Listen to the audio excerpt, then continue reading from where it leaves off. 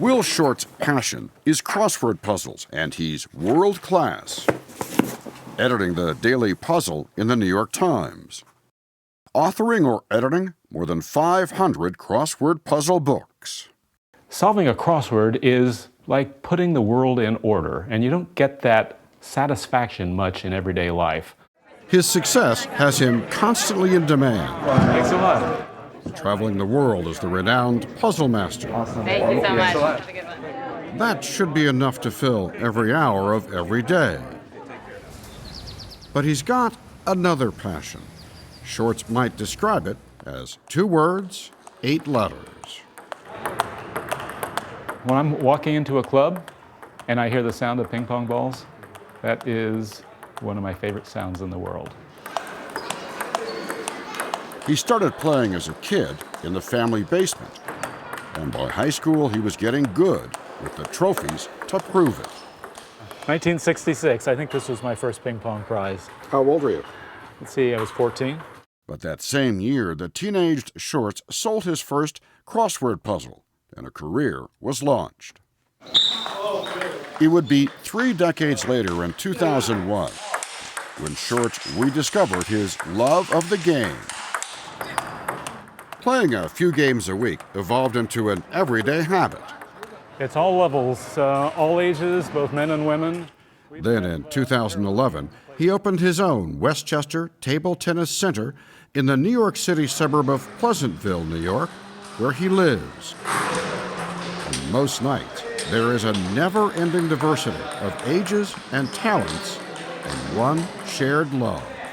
When you're in a match, you're looking at your opponent's weaknesses and considering your own and trying to maximize your game against the other person. So there's an intellectual challenge to this. I mean, I think we just think ping pong is getting the ball back to the other person. Yeah. Not so easy.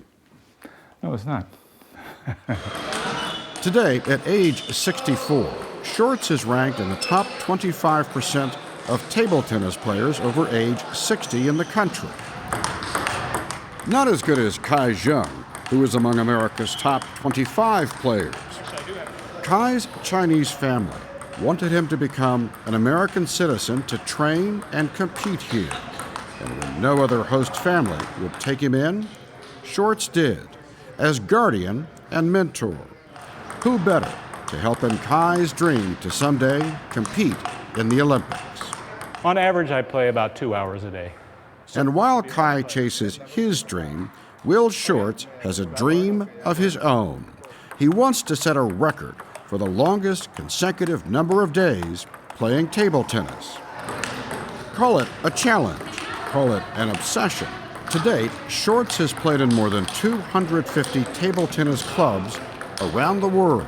The smallest club I ever played at was in Goa, India. They had 1 table. It was actually a pretty good facility, but there was no air conditioning, and it was in the summer. So I was just dripping wet after a few minutes.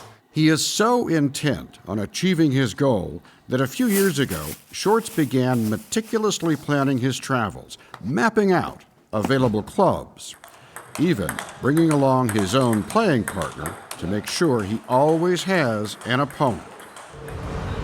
It was on a trip to Eastern Europe last October where we caught up with him, playing in Schwechat, Austria. Today is day 1,474 consecutive days of table tennis. Which meant he'd been playing ping pong every day for more than 4 years. I'd like to wish you good solving, good luck, and let the games begin. Then it was on to Senik in Slovakia, where he presided over the opening ceremony of a Sudoku competition for the World Puzzle Federation, an organization he co-founded. The next day, to Vienna and one of the oldest table tennis clubs in Europe. Then across the border to Bratislava, and a chance at setting yet another personal record.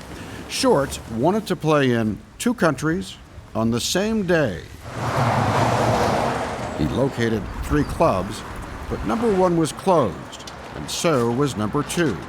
There was still number 3, but his chances looked doomed because every table was reserved.